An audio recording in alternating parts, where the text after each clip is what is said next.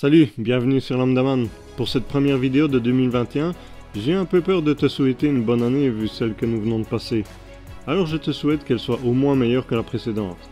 Et aujourd'hui je vais te présenter un manga plutôt récent, ce sera aussi le premier isekai que je vais te faire découvrir. Il s'agit de Koshius Hero, ou Konoyusha ga Ore Tai Kseni Shinsho Sugiru, qui a donné le titre français « Ce héros est surpuissant, mais beaucoup trop prudent ». On va dire Koshius Hero.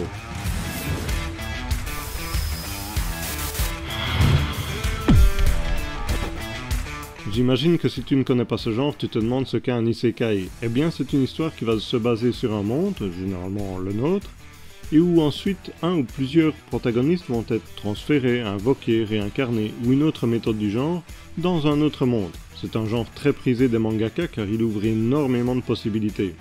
J'aurais pu t'en présenter plein, mais je ne sais pas pourquoi celui-ci avait un petit je ne sais quoi qui me plaisait bien. Si, je sais, il ne se prend pas au sérieux malgré l'ambiance soignée et posée, et il est plutôt drôle. L'histoire commence dans l'autre dimension où l'on découvre un lieu de villégiature pour les divinités qui veillent sur le monde de la surface. Oui, c'est textuellement comme ça qu'ils le définissent. Là, nous allons y faire la connaissance de la déesse de la guérison, Rishtart. Oui, tu as bien entendu. Bah, Rishtart pour la déesse de la guérison, c'est plutôt bien trouvé, je trouve. Je me demande si l'auteur était gamer ou mangaka. Bah, l'un n'empêche pas l'autre. Cette déesse, qui a l'air un peu novice, va se voir attribuer la mission de sauvetage du monde de Gaburante, dont son niveau de difficulté est de rang S. Et vu sa réaction, c'est bien un rang trop élevé pour elle, voire même pour d'autres divinités qui auraient déjà sauvé des dizaines, voire des centaines de mondes. On peut déjà remarquer que l'attribution et une logique des tâches n'est pas si différente chez nous finalement. Dans cette mission plus qu'ardue, elle va devoir invoquer un héros bien entendu. Là-dessus par contre l'administration de leur monde est très bien faite, car elle a une pile de CV dans lesquels elle peut faire son choix. Plutôt pratique. Sa préférence va directement aux Japonais, car ils ont apparemment plus l'habitude de ce genre de situation que les Martiens. Bah jusque là c'est logique aussi. Elle tombe alors sur deux profils très prometteurs. Oui, leurs niveaux de compétences sont tous indiqués. Et les deux personnes qu'elle a sélectionnées s'équivalent quelque peu. L'un peut faire un guerrier très prometteur et l'autre une magicienne très douée. Comment choisir ?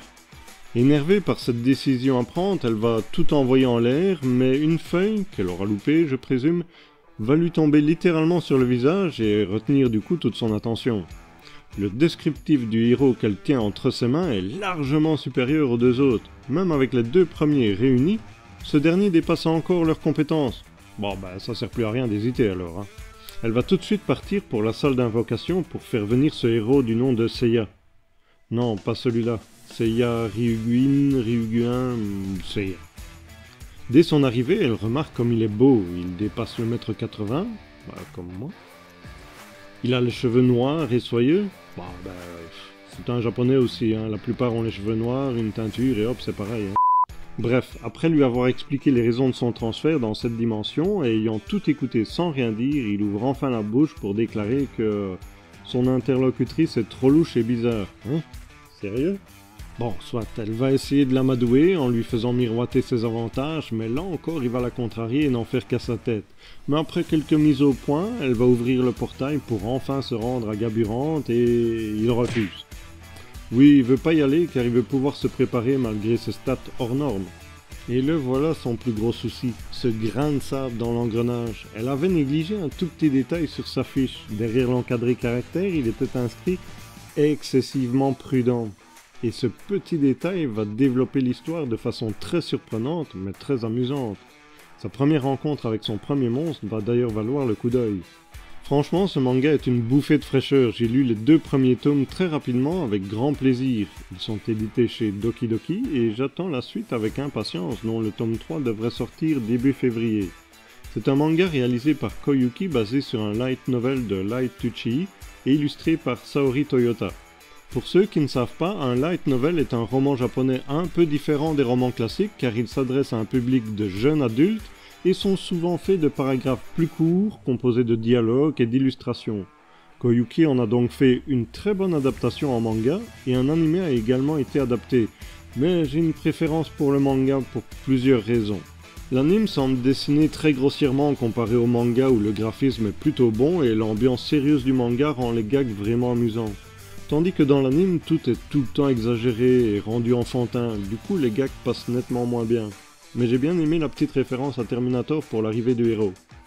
Il y a une saison de 12 épisodes, dont l'épisode 1 est disponible gratuitement sur la chaîne YouTube de Wakanim.